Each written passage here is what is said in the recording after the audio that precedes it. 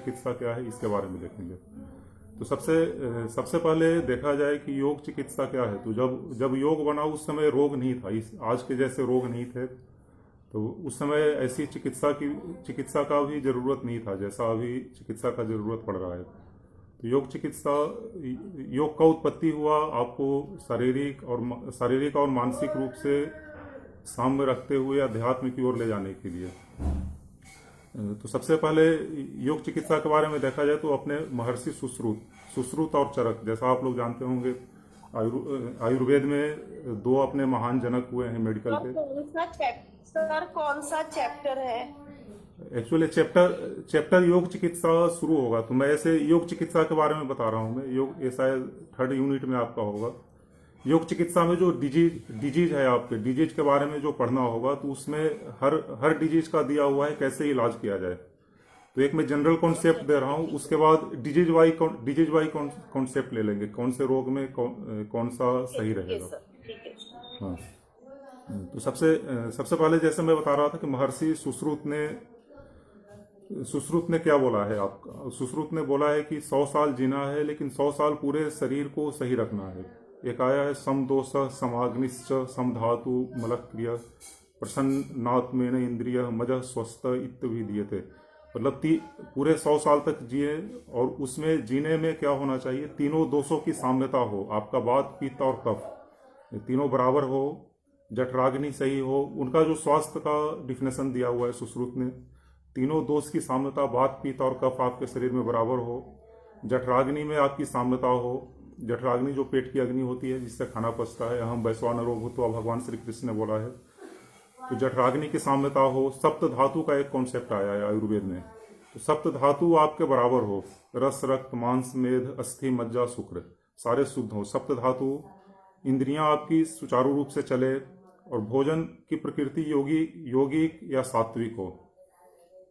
तो ये हो गया आपका स्वास्थ्य के बारे में जो अपना पुराने महर्षियों का धारणा, सुश्रुत ने जो धारणा दिया है, तीनों दोष में साम्यता, जठराग्नि बराबर हो आपका, सप्त धातु में साम्यता हो, इंद्रियां सुचारू रूप से चले, और भोजन की प्रकृति यौगिक हो या सात्विक हो। उसके बाद आपका स्वास्थ्य का लक्षण, स्वास्थ्य का लक्षण में क्या है, आगे वो बोलते हैं कि पश्चेद सरदह शतम जीवेम सरदह शतम श्रृणुयाम सरदह शतम प्रभवाम सरदह शतम अधीन श्याम सरदह शतम भुवश्च सरदह शतम। मतलब हम 100 वर्षों तक देखें, जिए, सुने, बोले और आत्मनिर्भर रहे। 100 साल तक जीना ही नहीं बोला है, 100 साल तक आप स्वस्थ जिए। अब हम लोग जो योग चिकित्सा में लेते हैं, योग चिकित्सा के बारे में आपका एक डिजीज के बारे में लेंगे, तो उसमें कुछ चीज हर में बताया जाएगा। सबसे पहला होगा आपका षट क्रिया। योग चिकित्सा में षट क्रिया का प्रयोग, षट क्रिया के बाद आपका होगा यौगिक क्रिया। यौगिक क्रिया में सूक्ष्म व्यायाम, स्थूल व्यायाम आ जाते हैं, आसन आएगा, मुद्रा आएगा, प्राणायाम, कायोत्सर्ग, प्रेक्षा, और कायोत्सर्ग के अलावा प्रेक्षा ध्यान की भी कुछ पद्धति है जिससे योग चिकित्सा किया जा सकता है। प्रेक्षा ध्यान होगा, मंत्र का प्रयोग भी होता है इसमें, और आहार संयम। आहार संयम सबसे पहले भी आता है और लास्ट में भी है। आहार का संयम के साथ ही योग का चिकित्सा शुरू होता है। तो सबसे पहला जो हम लोग ले रहे हैं षट क्रिया। आप आगे डिजीज में देखेंगे तो हर में षट क्रिया का कुछ न कुछ उपयोग है। तो षट क्रिया आज जो लूंगा मैं, घरण संहिता और अपना हठ योग प्रदीप का, 2 ग्रंथों में जो षट क्रिया का प्रक्रिया बताया गया है उसके बारे में जनरल आइडिया लेंगे। षट क्रिया का शुरुआत कहाँ से होता है। महर्षि पातंजलि ने जब योग सूत्र का रचना किया, ईसा पूर्व 500 के आसपास उन्होंने किया है। इस पे भी काफी संदेह है, 300 से 500 के बीच में कभी हुआ होगा। तो पतंजलि ने जो योग सूत्र बनाया उसमें उन्होंने एक नियम बताया है, शौच संतोष तप स्वाध्याय ईश्वर प्राणी नादि धानी नियमा। तो उसमें शौच जो पहला है, शौच से ही आपका षट क्रिया शुरू हुआ हठ योग में। शौच में क्या होता है, शौच 2 तरह का हो गया, एक आंतरिक शुद्धि है, एक बाह्य शुद्धि। तो योग में दोनों चीज किया जाता है। आंतरिक शुद्धि में जप तप और शुद्ध विचार से मैत्री करुणा राग द्वेष आदि से मलों का नियंत्रण करना, आंतरिक मल का नियंत्रण करना। और एक होता है वाह्य शुद्धि जो आप अपने शरीर का बाहरी शुद्धि करते हैं, जो हठ योग में प्रचलित है। उसमें जल मिट्टी कपड़ा इत्यादि के द्वारा शरीर का बाहरी शुद्धि करना, बाहरी आवरण का शुद्धि करना। आप अपने घर की भी शुद्धि को बाहरी आवरण मान सकते हैं। तो इसमें जब शौच आप करते हैं तो उससे क्या होता है, वितर्कवाद ने प्रतिपक्ष भावना, आपका प्रतिपक्षी भावनाओं का बारंबार बारंबार चिंतन करते हुए आपका शरीर शुद्ध होता है। और शौच करने से और क्या होता है, आपके शरीर में वैराग्य आता है। शौच शौच का आगे लेंगे, शौच को आगे ले जाएंगे षट क्रिया में। उसके अलावा अन्य लाभ है सत्व शुद्धि, अंतःकरण की शुद्धि, मन की प्रसन्नता, चित्त की एकाग्रता, इंद्रियों का वश में होना और आत्म साक्षात्कार की योग्यता। तो ये हो गया आपका सबसे पहला क्या बताया था, षट क्रिया। और षट क्रिया में, षट क्रिया को षटकर्म भी बोलते हैं। षटकर्म में, षटकर्म जो घृण संहिता में बोला गया है या हठ योग प्रदीपिका में 6 तरह के षटकर्म है जो आपको यौगिक चिकित्सा में उसका प्रयोग होगा। तो यौगिक चिकित्सा में प्रयोग होने वाला षटकर्म क्या है, षटकर्म से सबसे पहला लाभ क्या है, आध्यात्मिक रूप से देखेंगे तो ईड़ा और पिंगला नाड़ी के बीच सामंजस्य स्थापित होता है, जो कुंडली जागरण के लिए भी आपका काफी महत्वपूर्ण है। त्रिदोषों का संतुलन होता है। और षटक्रिया के बारे में बोला गया है कि गुरु के द्वारा ही सीखे। यदि आप भी किसी को आगे आके बताना चाह रहे हैं तो पहले अपने ऊपर प्रयोग कर लीजिए। जैसे आपने नौली है तो नौली का प्रयोग अपने ऊपर कर लिया, संग प्रक्षालन अपने ऊपर कर लिया, नेति का अपने ऊपर आपने प्रयोग कर लिया, धोती का कर लिया, उसके बाद ही कोशिश करें कि दूसरे को सिखाएं। तो सबसे पहले गुरु के द्वारा ही सीखे। अब ये कितने प्रकार के षटकर्म मतलब नाम से ही पता चल रहा है 6 तरह का षटकर्म होता है। धोती, वस्ती तथा नेति, लौलिकी, त्राटकम तथा कपाल भाति शैतानी षटकर्मानी समाचरित। सबसे पहले है धोती। ऊपर से शुरू करेंगे तो धोती, ऊपर वाले भाग का क्लीनिंग करना आपका धोती हो गया। धोती के बाद है वस्ती। धोती में आपका क्या है, कंठ से लेके नीचे गुदा मार्ग तक का सफाई हो रहा है धोती में। बस्ती में नीचे वाला भाग का सफाई करना, मल द्वार का। नेति को गर्दन के ऊपर, नेति को ईएनटी भी बोला गया, ईयर नोज और ट्रंक। इसके लिए ईएनटी पहले मैं सोचता था कि ऐसे किसी ने बोला है, लेकिन स्वात्माराम जी ने हठ योग प्रदीपिका में इसका एक मंत्र दिया है। इसी के आधार पे नेति को ईएनटी बोला जाता है, ईयर नोज और ट्रंक। गर्दन से ऊपर के पूरे भाग का ये सफाई करता है। उसमें वो मंत्र में बोलते हैं कि कपाल शोधनी चैव दिव्य दृष्टि प्रदायनी दसुर्भ जात रोगौधम नेति रासु निहंति च। कपाल की शुद्धि करना, दिव्य दृष्टि की प्राप्ति और मुख्य रूप सारे रोगों का नाश करता है जब आप नीति करते हैं। तो ऊपर से ले रहे हैं तो आपका पहला हो गया धोती, बस्ती। तीसरा है नेति का आध्यात्मिक रूप से आप देखेंगे तो आज्ञा चक्र के जागरण में भी सहायक है। आपका आज्ञा चक्र जैसे बोलते हैं हाइड्रो सेंटर के बीच में है, तो वहां पर भी आज्ञा चक्र के जागरण में आपका सहायक है। उसके बाद आता है लौल्की बोला है। लौल्की को नौली भी बोल सकते हैं। तो नौली में क्या होता है, नौली में आपका पेट का शुद्धिकरण कर रहा है। पेट के शुद्धिकरण के साथ साथ मणिपुर का जागरण कर रहा है, मणिपुर चक्र का जागरण आध्यात्मिक रूप से आप देखते हैं तो। उसके बाद होता है त्राटक का शारीरिक रूप से भी है, आपकी आंख के लिए फायदेमंद है, और आध्यात्मिक रूप से भी देखेंगे तो आपको ये धारणा की स्थिति में ले जाता है त्राटक। धारणा कहीं इससे आदमी को धारणा, ध्यान और समाधि की अवस्था प्राप्त हो सकती है त्राटक के द्वारा। अगला है कपालभाति। कपालभाति जो महर्षि हिरण्य ने बोला है चांडक पाली को, उसमें थोड़ा सा डिफरेंट है। अभी बाबा रामदेव ने प्रचलन में ला दिया है। तो यहाँ पे कपालभाति 3 तरीके का बताए हैं। आगे मैं बताऊंगा आपको। 3 तरह का कपालभाति उन्होंने बताया है, वातक्रम, व्युत्क्रम और शीतक्रम। तो 3 तरह का है कपालभाति है, वातक्रम, व्युत्क्रम और शीतक्रम। वो कैसे किया जाता है उसका आगे लेंगे।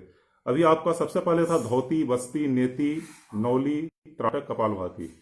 तो धोती क्या है, धोती के बारे में देख लेते हैं। धोती के बारे में है कि धोती 4 तरह का होता है। सबसे पहला है अंतर्धोती, दंत धोती, हृदय धोती, मूल शोधनम धोती, चतुर्विद्याम कृत्वा घट शुद्धिम समाचरित। धोती 4 तरह का हो गया, अंतर्धोती, दंत धोती, हृदय धोती और मूल शोधन। तो अंतर्धोती में क्या होता है, अंतर्धोती में आप ऊपर से सफाई करते हैं, गले से नीचे तक ले आते हैं। तो अंतर्धोती का भी फिर अलग प्रकार करेंगे तो 4 प्रकार का है, वात्सर, वारीसर, वहिंसर और बहिष्कृत। तो अंतर्धोती में वात्सर हो गया। वात्सर मतलब श्वास भर के, उसमें बोला जाता है कागासन में बैठना है, श्वास को भरना है, पेट तक ले जाना है। ऐसे मेडिकल रूप से देखा जाए तो पेट हवा पहुंच नहीं पाता है, तो लंग्स को ले जाके पेट को अंदर दबाएंगे, थोड़ा देर रुक के फिर मुंह से बाहर निकाल देना। वारीसर वारीसर आपने संघ प्रक्षालन का नाम सुना हो गया, वारी सुना होगा। वारी मतलब पानी होता है, तो पानी के द्वारा, जल के द्वारा शुद्धिकरण करना, वारीसर हो गया। वहिंसर, वहिंसर होता है अग्निसार। अग्निसार में होता है, अग्निसार भी आपने या तो पढ़ा होगा या सुना होगा। अग्निसार में क्या किया जाता है कि अपने जठराग्नि को प्रज्वलित किया जाता है। हर बार श्वास श्वास को बाहर निकाल के पेट को अंदर खींचना और बाहर छोड़ना। उसके बाद है कि बहिष्कृत। बहिष्कृत थोड़ा सा डिफिकल्ट टाइप का धोती का प्रक्रिया है। इसमें है कि वायु का सेवन और निष्कासन वायु के द्वारा, और दूसरा होता है स्थूल, स्थूल तरीके से। स्थूल तरीके से इसमें बोला जाता है कि एक पहले मुनि लोग करते थे, नदी में कहीं पे वो डुबकी लगा लेते थे, कमर से ऊपर तक का पानी, और अपने पीछे एनस वाले भाग को बाहर निकाल के उसका सफाई कर लेते हैं, गुदा द्वार का सफाई करते थे। वो कुछ योग शक्ति होगा उनके पास, ऐसे कर लेते थे, लेकिन आज के आधुनिक प्रक्रिया में हो नहीं पाता है। तो आपका धोती में अंतर्धोती 4 हो गया, वात्सर, वारीसर, वहिंसर और बहिष्कृत। अंतर्धोती के बाद एक है दंत धोती। दंत धोती में आप सफाई करते हैं दंत मूल, जिह्वा मूल, कर्ण रंध्र और कपाल रंध्र। तो आपका दंत मूल क्या हो गया, दांत के मूल का सफाई करना, दंत मूल बोला गया है। हम लोग ब्रश करते हैं तो क्या करते हैं, दांत का सफाई कर लेते हैं, लेकिन इसमें बोला गया है कि आपके दांत के मूल का भी सफाई करना है, उंगली चलाना है उसके ऊपर। जिह्वा मूल, जिह्वा मूल जीभ का सफाई करना, जैसे आजकल मेटल का आ गया है, या पहले दातुन से लोग किया करते थे। जिह्वा मूल। कर्ण रंध्र, कर्ण रंध्र 2 है, दोनों कान का सफाई करना। उसके बाद है कपाल रंध्र। कपाल मतलब सर के साइड वाले भाग में मालिश करना। फिर एक होता है हृदय धोती। हृदय धोती में दंड धोती है, बमन धोती और बसंत धोती। दंड धोती में केला का पहले या हल्दी का पाइप लेके, हल्दी का डंडा लेके उसको मुंह में डाल के सफाई करते थे, आजकल उसके लिए पाइप आ गया है।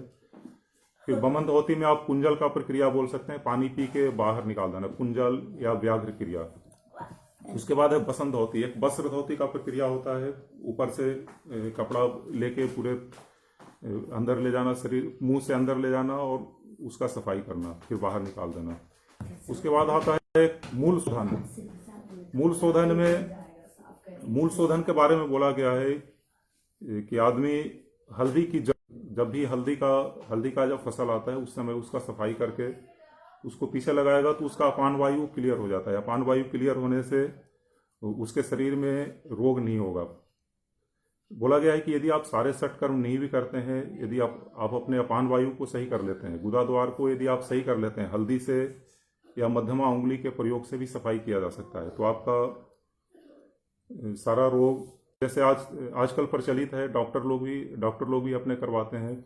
बस्ती में 2 तरह का है, जल बस्ती और शुष्क बस्ती। बस्ती में एनिमा पॉट का यूज हो रहा है अभी। पहले लोग अपने आप पाइप लगा के पानी खींच लेते थे, नदी में जाने के बाद अपने पीछे से ताकत लगा के पाइप खींच लिया करते थे, वो नहीं हो पाता, इसलिए आजकल एनिमा पॉट का प्रयोग किया गया है पेट का सफाई के लिए। तो बस्ती हो गया, जल बस्ती है। एक है शुष्क बस्ती।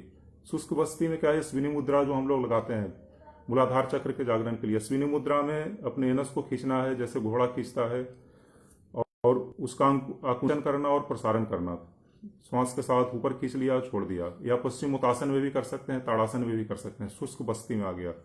नीति कर्म बताया आपका। नीति कर्म में जो अपने पहले जो करवाया जाता था, 2 तरह, अभी आजकल 2 तरह का प्रचलन हो गया है। पहले नीति में क्या होता था, धागा ही डालते थे, थ्रेड होता था, स्पेशल बना हुआ रहता था, वो नाक में डाल के और मुंह से निकालते थे। तो नीति करने से, और अभी उसका 2 रूप और भी आ गया है, कैथेटर से लोग कर लेते हैं या जल से भी कर लेते हैं, जल नीति का भी प्रयोग हो जाता है। तो इसके करने से क्या है, आपका खेचरी मुद्रा है, कफ दोष का निवृत्ति और दिव्य दृष्टि की प्राप्ति होती है।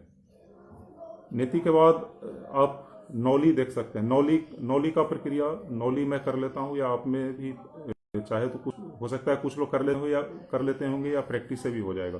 तो नौली के प्रक्रिया में क्या हो जाता है कि पेट को श्वास बाहर निकाल के पेट को घुमाना होता है, लेफ्ट और राइट। 3 नौली को ऐसे 4 प्रकार का माना गया है।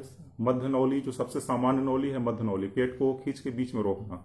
वाम नौली बाएं साइड में ले जाना, दक्षिण नौली दाहिने साइड में ले जाना, और भ्रमर नौली पेट को घुमाना उसमें। तो जैसे पहले बताया था आपको, नौली से आपका मणिपुर का जागरण, जठराग्नि की प्रदीप्ति। इसके लिए महर्षि स्वात्माराम जी ने बोला है, मंदाग्नि संदीपन पाचनादि संध्याय आनंद करी से। मंदाग्नि जो पेट की अग्नि है, जिसका शांत हो गया है, उसका वो जागरण हो जाएगा। इसके उसके बाद आता है त्राटक और कपालभाति। त्राटक के बारे में देखा जाए तो दो तरह का त्राटक होता है, आंतरिक त्राटक, बाह्य त्राटक, और तीसरा भी एक तरह का त्राटक आया है, उसको अधोत्राटक बोलते हैं।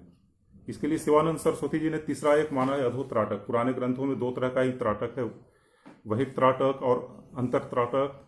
और शिवानंद सरस्वती बोलते हैं कि एक अधोत्राटक का भी स्थिति होता है। तो त्राटक में बहिर्त्राटक, जैसे आप बाहर की किसी वस्तु को देख रहे हैं, प्राकृतिक वस्तुओं को भी देख सकते हैं या किसी देवता की मूर्ति को भी देख सकते हैं। तो बहिर्त्राटक जिनका शुरू में या कैंडल, मोमबत्ती के लाइट को देखना, तो बहिर्त्राटक से ही अभ्यास शुरू करवाया जाता है, मन का भटकना रुक जाता है। बहिर्त्राटक के बाद है अंतरत्राटक, अपने अंदर को देखना। जैसे आप मोमबत्ती को देख रहे हैं तो उसमें बोला जाता है कि मोमबत्ती के लौ को आप अंदर देखिए, आंख बंद करके देखिए, उसके अंदर का काले भाग को देखिए, उसको आत्मसात कीजिए। तो ये हो गया आपका अंतरत्राटक। बहिर्त्राटक और अंतरत्राटक दोनों को मिक्स करके भी करवाया जाता है। एक होता है अधोत्राटक। अधोत्राटक को नासिकाग्र दृष्टि या सांभवी मुद्रा, नासिकाग्र दृष्टि, जैसे भगवान श्री कृष्ण ने गीता के 6ठे अध्याय में भी बोला है, तत्रय का आगमन कृत्वा चित्तेन्द्रिय क्रिय उपविश्यास ने उज्जाद्योग आत्म विशुद्ध है। उसमें बोला गया है, उन्होंने बोला है कि नासिकाग्र के ऊपर देखते हुए ध्यान लगाना। तो एक अधोत्राटक का एक तरह का एक भाग हो गया। आधा आप बाहर देख रहे हैं, नाक के ऊपर देख रहे हैं, या सांभवी मुद्रा, दोनों आंखों के बीच में आप देख रहे हैं। तो ये हो गया आपका अधोत्राटक। इसके बाद एक लास्ट में है छठा, जो है कपालभाति। कपालभाति जो हम लोग अभी प्रयोग में ला रहे हैं कपालभाति, इसको सही भी आप मान सकते हैं। लेकिन देखा जाए तो अपने हठ योग के ग्रंथों में जो लिखा हुआ है, हिरण्य संहिता में जो आया है, 3 तरह का है, वात क्रमेण व्युत क्रमेण सित क्रमेण विशेषतः भाल भाति त्रिधा कुर्यात कफ दोषम निवारयेत। इसमें 3 तरह का है, वात क्रम, व्युत क्रम और सित क्रम।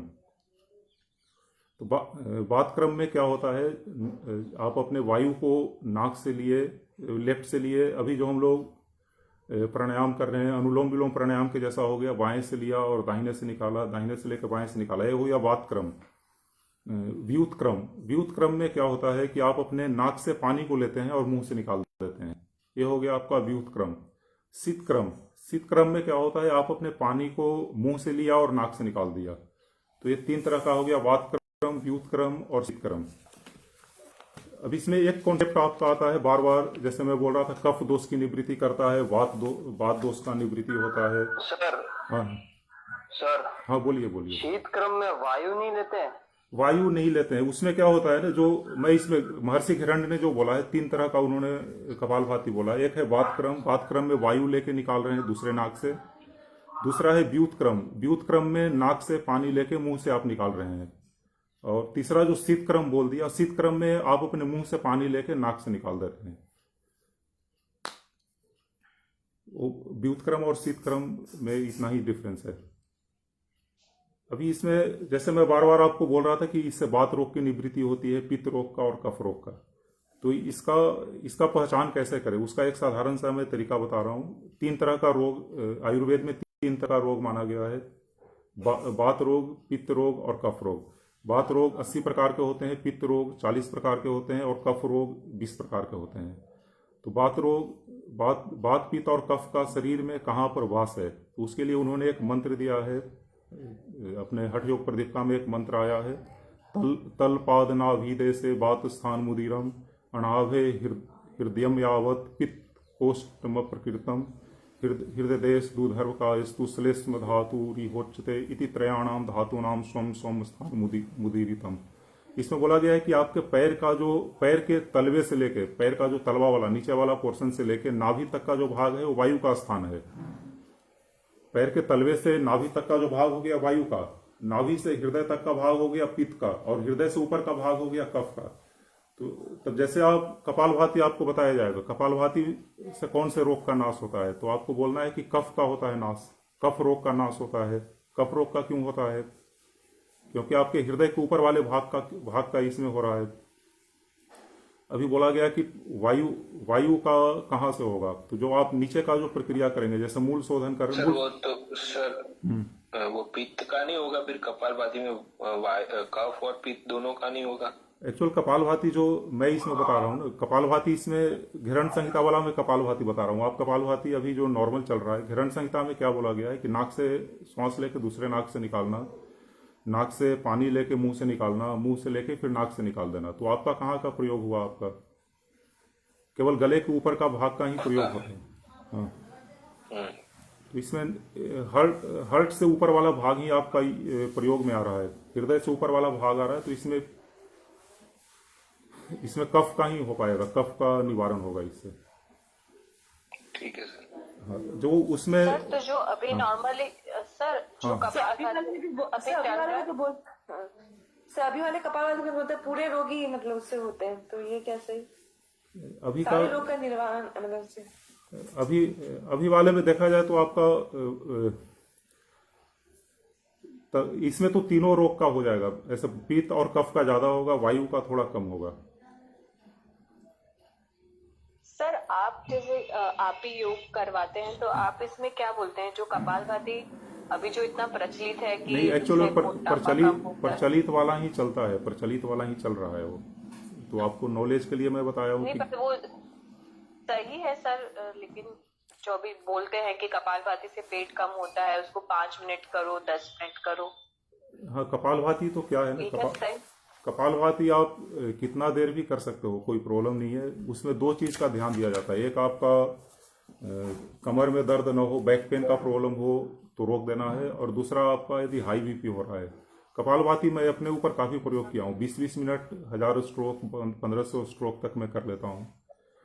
कपालभाति तभी रुकना है जब आपका कमर में दर्द हो जाए, कमर में दर्द होने लगे, या जिनका बैक पेन है उनको नहीं करना है। बैक पे बहुत ज्यादा इफेक्ट होता है इसका, और हाई बीपी का समस्या है। हाँ सर कपालभाति ज्यादा करने से हर्निया का प्रॉब्लम नहीं आ सकता? 15-15 स्ट्रोक लगाते हैं तो नहीं है, उसका तो कोई प्रॉब्लम नहीं होगा। यदि आपको नहीं है तो नहीं होगा, पहले से यदि कोई समस्या नहीं, एक इश्यू हुआ है हमारे रिलेटिव में ही हुआ है। वो कोरोना के टाइम कपालभाति कर रहे थे तो उनको हर्निया हो गया, ऑपरेशन करवाना पड़ेगा। उनको पहले से कुछ समस्या होगा, फिर वो ऐसा होता है, पहले से कुछ होता पहले से है तब कुछ भी उनको होता है। समस्या होगा तो पता नहीं चल रहा होगा। एक मैं दिल्ली में अपना करवाता था, तो एक लेडीज आती थी वहां पे, उनका एज ज्यादा ही था, मतलब 45 के आसपास की थी। और हमने अष्टांग योग में ऐसा सीखा है, कपालभाति शुद्धि क्रिया है, और उसे 1 मिनट में एक, वैसे 120 स्ट्रोक ही करने चाहिए, 30-30 के 4 सेट, देखिए ज्यादा इसमें नहीं करते। हाँ, कपालभाति तो एक तरह से क्रिया ही है। महर्षि घरण ने भी तो क्रिया ही बोला है इसको, सटकर्म का एक भाग हो गया है। हाँ, हाँ, आप यदि प्राणायाम शुरू करवा रहे हो तो सबसे पहले उसका एक सीक्वेंस बनाइए। सबसे पहले आपको कपालभाति ही करना है। कपालभाति करने से क्या है, आपका क्लियर हो जाएगा, नसल ब्लॉकेज क्लियर हो जाएगा, नाक में जो म्यूकस है वो निकलना बाहर हो जाएगा, थोड़ा सा ड्राई हो जाएगा, और आप दूसरे प्राणायाम के लिए तैयार हो जाएंगे। और इस हमारे जैन में ऐसा बताया है कि पहले बंद करवाना प्राणायाम से पहले। कौन सा? अच्छा, तीनों बंद तो बंद आपका भी हो सकता है। बंद में क्या होगा ना, बंद में आपका वो रुक नहीं पाएगा। जैसे साधारण लोग जो होंगे, आप मूल बंद भी आप लगवा सकेंगे। इसके साथ भी आपका कपालभाति के साथ तो मूल बंद लगना शायद मुश्किल हो। मूल बंद, उद्यान बंद भी लग जाएगा, जालंधर बंद, तीनों बंद के साथ भी कर सकते हैं। अनुलोम विलोम प्राणायाम बंद के साथ भी होगा, लेकिन वो काफी स्लो हो जाएगा प्रोसेस, तो साधारण लोग शायद न कर पाएंगे। एक्चुअली सर एक ये है कि बंद जो है वो एक्चुअली कपाल मतलब सब प्राणायाम के बाद में ही करना चाहिए, क्योंकि बंद का मेन फंक्शन ही ये है कि जो एनर्जी हमारे बॉडी में प्रोड्यूस हुई है उसको हमको संचय करना है, तो निकलने नहीं देना है। तो बंद तो शायद प्राणायाम सब करने के बाद करना चाहिए। हाँ, ये हम जैन में पढ़ रहे हैं ना अभी, तो उसमें बंद को पहले बताया है कि प्राणायाम के पहले करें। एक्चुअल थोड़ा सा कंट्रोल, पर आप जैन में मत बोलिए, आप प्रेक्षा में पढ़ रहे हैं। अभी इसलिए जैन विश्वभारती में बात कर रही हूँ। अभी क्या, हम ही जो अभ्यास कर रहे हैं, अभी प्रॉब्लम क्या हो रहा है ना, योग में काफी सारा कंट्रोवर्सी आ रहा है, थोड़ा थोड़ा आ रहा है चेंजेस। तो उसके लिए ऑलरेडी गवर्नमेंट ने एक कमेटी बनाया है कि सबका सेंट्रलाइज किया जाए। जैसे आप सूर्य नमस्कार को देख लें, एक दिन में सूर्य नमस्कार का हिस्ट्री बता रहा था आपको, तो सूर्य नमस्कार शिवाजी के टाइम में शुरू हुआ है और परिवर्तित होते होते अभी भी 2 तरीके का बच गया। इसमें भी लोग चेंजेस करते हैं, थोड़ा थोड़ा कहीं कहीं पे चेंजेज आ रहा है। तो इसके लिए एक ऑलरेडी कमिटी बना हुआ है, उसका रिकमेंडेशन के बाद सबको एक ही चीज बताना होगा। ऐसा नहीं कि सब लोग अपने तरीके से करेंगे। तो हल्का हल्का थोड़ा सा स्लाइटली चेंजेज मिलेगा आपके जिस सिद्धांत में जाएंगे। तो उसको यदि आपको सही तरीके से सीखना है तो 2 चीज हो सकता है। अपना हठ योग में आसन, तो हठ योग का एक प्रक्रिया है, आसन हो गया, षटकर्म हो गया। तो हठ योग में 2 होता है, एक आपका झरण संहिता है और दूसरा हठ योग पर दिखता है। तो इन दोनों से आप रेफरेंस ले सकते हैं कि क्या सही है। जैन में आप देखेंगे उनका थोड़ा सा अलग है। सत्यानंद सरस्वती तो हठ योग से लिए हैं, तो उनमें ज्यादा चेंजेज नहीं है। बाबा रामदेव अपने तरीके से थोड़ा चेंज किए हैं। तो आप या तो मैं जो बता रहा हूँ इन दोनों ग्रंथों से ही बता रहा हूँ, बाकी जो चेंजेज आया है उसके बारे में मैं बता नहीं सकता सही से क्या लोगों ने चेंज किया है इसमें। सर आपने प्राणायाम की सीक्वेंस बताई कि कपालभाति पहले करना है। हाँ, शुद्धिकरण तो का क्रिया है। उसके बाद कौन से प्राणायाम लेना है? अनुलोम विलोम? अनुलोम विलोम ले लीजिए आप। कपालभाति करने से क्या है, शरीर थोड़ा गर्म हो गया, तो अनुलोम विलोम करने से ठंडापन आएगा उसमें। ओके। और सर एक और बात, मैं ये जानती हूँ, मैंने यही पढ़ा है कि हमारा दोनों नाड़ी है, सूर्य नाड़ी और चंद्र नाड़ी, वो दोनों नाड़ी खुला नहीं होता है, तो कपालभाति नहीं कर सकते क्योंकि एक ही नोस्ट्रिल से हम सांस लेते हैं और एक ही से बाहर निकालते हैं, तो हमारा एक ही चालू होता है। तो कपालभाति ये दोनों नाड़ी होने के बाद नहीं करते? नहीं, वो क्या है ना कि सबका एक ही नाड़ी चलता है। कोई आदमी दोनों नाड़ी चलने लगा तो क्या हो जाएगा, आपका सुषुम्ना में आ जाएंगे आप। तो वो सुषुम्ना एक्टिव हो जाएगी। लेकिन पहले मेरा भी एक ही चलता था, अभी मैं प्राणायाम रेगुलर करती हूँ, तो अभी दोनों नाड़ियाँ चल रही है। एट ए टाइम दोनों चल रहा है? एट ए टाइम दोनों? हाँ, तो दोनों एक्टिव एक ही साथ वो कभी कभी बार ऐसा हो जाता है, बाकी दोनों से सांस आ रही है और जा रही है। पहले बंद थे, वो हम रेशियो करते हैं ना 5 और 10 का, 5 लेना और 10 छोड़ना, फिर होल्ड करना बीच में। सर इसमें एक और भी चीज है कि एक कपालभाति का मेथड है, टाइप है, वो एक नाड़ी कपालभाति है, जिसमें हम ये कर सकते हैं कि एक नाड़ी से मतलब एक बार लेफ्ट नोस्ट्रिल से, दूसरी बार राइट नोस्ट्रिल से, तो शायद वो दोनों का इफेक्ट आए, वो भी कर सकते हैं। हाँ, उसका भी प्रयोग हो सकता है। चंद्र वेदन क्रिया नाड़ी और चंद्र नहीं, उसका चंद्र वेदन नहीं, वो अलग ही है। एक नाड़ी प्राणायाम, एक नाड़ी कपालभाति, जिसमें कपालभाति करते हैं बट एक नोस्ट्रिल से करते हैं। पहले लेफ्ट नोस्ट्रिल से करते हैं, तो राइट नोस्ट्रिल बंद कर।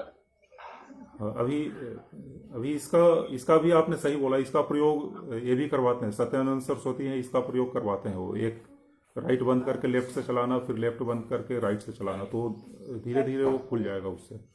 इसलिए आपको देखा जाने तो एक प्रक्रिया दिया है, जैसे धोती कर लिए, वस्ती, नेति आप कर लेते हैं ना, नेति आप कर लेते हैं तो ऐसे ही आपका ब्लॉकेज क्लियर हो जाएगा नाक का। तो पहले षटकर्म करवाया जाता है। पहले षटकर्म है, षटकर्म के बाद योगिक क्रिया, आसन, मुद्रा, प्राणायाम। आसन के साथ भी मुद्रा लगाया जाता है, आसन के साथ मुद्रा हो गया, प्राणायाम के साथ भी मुद्रा लग जाता है। कायोत्सर्ग, प्रेक्षाध्यान, मंत्र, आहार संयम। आहार संयम का काफी महत्व है। अभी डिजीज के बारे में अभी आपको कॉन्सेप्ट थोड़ा क्लियर होगा। डिजीज के बारे में आप जैसे बैक पेन का कौन सा करना है, बैक पेन के लिए हो गया, एसिडिटी का समस्या हो गया, अनिद्रा का समस्या हो गया, तो सब में कॉमन टाइप का इलाज मिलेगा। सब में बोला जाएगा कि पेट आपका साफ होना चाहिए। सबका पहला आहार संयम में पेट क्लियर होना चाहिए। अनिद्रा कैसे आ रहा है, अनिद्रा आने का रीजन क्या है, पेट साफ नहीं है।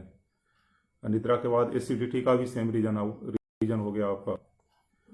इसी अपच का समस्या जो हो गया, अपच का भी वही, कॉन्स्टिपेशन का वही कारण हो गया। तो सबका पहले आहार संयम होगा, षटकर्म होगा और कुछ स्पेसिफिक होगा। जैसे बैक पेन वाले का है, उनका आसन चेंज हो जाएगा और षट क्रिया में स्लाइटली चेंजेज होगा। तो अभी और सर आजकल जैसे ऑपरेशन करने के बाद बहुत मतलब पेट बहुत आगे रह जाता है, मतलब बहुत सारों को ये प्रॉब्लम होता है। तो सर वो मतलब वापस कम कुछ आसन या कुछ स्टेप्स है जिससे कम हो सकता है? नहीं, वो उसका तो होगा, लेकिन ये देखना पड़ेगा। पहले एक बार तो डॉक्टर से आपको एडवाइस लेना है। योग चिकित्सा बता दिया गया तो उसमें ऐसा नहीं कि एलोपैथी को छोड़ देना है, उनसे एक बार लेना है। यदि आपका वहां से क्लियर हो गया तब उसमें आसन करना है। आसन में उसका है, जैसे सूर्य नमस्कार मेरा काफी फेवरेट है। मैं जहां भी योग का करवाता हूँ वहां 10 से 12 पेयर तक लोगों का करवाता हूँ सूर्य नमस्कार। और सूर्य नमस्कार के साथ मंत्रों का प्रयोग, सूर्य नमस्कार से काफी सारा समस्या दूर हो जाएगा। यदि आपको प्रॉब्लम नहीं है तो सूर्य नमस्कार वो कर सकता है जिनका पेट बाहर आ गया है या पेट ज्यादा निकल गया है, वजन बढ़ गया है। आसन में सूर्य नमस्कार से शुरू करना है और प्राणायाम में कपालभाति से। लेकिन उसके पहले एक बार डॉक्टर से एडवाइस लेना है, जिसने आपका ऑपरेशन किया है उनसे एक बार पूछना है। मैं फिजिकल एग्जर्शन कर ऐसे ही बेसिक मतलब नॉलेज मेरे को नहीं है, मतलब नहीं, बेसिक आप नॉलेज नहीं, मैं बहुत लोगों को भी उसका पता है कि आप नहीं, मैं जॉन नॉर्मली बता रहा हूँ। उसमें किसी को भी है पहले तो एक बार डॉक्टर से एडवाइस लेना है और डॉक्टर से एडवाइस ले लेने के बाद सूर्य नमस्कार से शुरू करवाइए, सूर्य नमस्कार से करवाइए और दूसरे आसन से भी शुरू करवाया जा सकता है। सूर्य नमस्कार कर लिए तो एक तरह से ऐसे ही पूर्ण आसन हो गया, 12 आसन का सीरीज है। और उसके बाद दूसरे आसन पेट के बल लेट के पवन मुक्त आसन भी करवाया जा सकता है। पश्चिम उत्तासन का भी अभ्यास कर सकते हैं। उसके अलावा आपको सर कोई भी रोग है, हाँ, कोई भी डिसीज है, जो भी डिसीज है तो उसको वात पित्त और कफ से रिलेट करके फिर उसका उपचार करना है। उसमें आयुर्वेद में जाएंगे तो उससे रिलेट करना है। जैसे योग में भी वात पित्त कफ का ज्यादा कॉन्सेप्ट इसमें ही मिला है आपको। बोलते हैं आयुर्वेद के अनुसार है वात पित्त और कफ, उससे ट्राई करना है। कोरिलेट आप कर भी सकते हैं। वात से क्या होता है, वात से जो वातो गंध वायु, जिसमें वात क्या है, वायु है, गंध रहित हो और शरीर में गति ला दे, तो उस तरह के जो रोग हो गए वात रोग हो गए। जैसे एसिडिटी वात रोग में आ जाता है। तो मेन है आपका सबसे पहले आहार संयम पे ही ध्यान देना है। कोई भी डिजीज हो रहा है आहार संयम, उसके बाद षटकर्म का प्रक्रिया, फिर जैसे मैं सीरीज बताया था आपको, आसन हो गया, मुद्रा हो गया, प्राणायाम हो गया। और कुछ चेंजेज होता है प्राणायाम, कुछ डिजीज में नहीं होता है। मैक्सिमम डिजीज में जैसे आपका, उसके बारे में अगले क्लास में मैं बताऊंगा कहाँ पे कौन सा प्राणायाम नहीं करना है आसन। तो थोड़ा स्लाइटली चेंजेज होता है, ज्यादा चेंजेज नहीं है इसमें। अगली बार आप भी लिख लेना, डिजीज का नाम लिख लेंगे और कौन सा, आपसे मैं खुद पूछूंगा, आप बता पाओगे कि कौन सा इसमें आसन किया जाए, कौन सा षटकर्म किया जाए।